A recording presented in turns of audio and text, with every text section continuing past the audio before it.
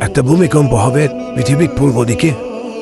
পৃথিবীর পূর্ব দিক মানে এই যে ভারত, পাকিস্তান, বাংলাদেশ, শ্রীলঙ্কা, ইন্দোনেশিয়া, ঠিক আছে, এই সিঙ্গাপুরে যে কন্টিনেন্ট মালয়েশিয়া, এটা পৃথিবীর পূর্ব দিক।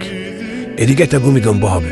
তারপরে পৃথিবীর পশ্চিমে একটা ভূমিকম্প হবে। পশ্চিম মানে বোঝো না, পশ্চিম বিশ্ব না, সৌদি আরব না, পশ্চিম বিশ্ব, ব্রিটেন, ফ্রান্স, জার্মানি, তারপরে রাশিয়ান কন্টিনেন্ট, হ্যাঁ ইউক্রেন, এদিকে আমেরিকা, এই পুরো পশ্চিম বিশ্ব, এখানে একটা ভূমিকম্প হবে বড়। এবং এগুলো এমন হবে যেগুলোতে ভূমি মাটিতে ধসে যাবে, মাটিতে ডুবে যাবে।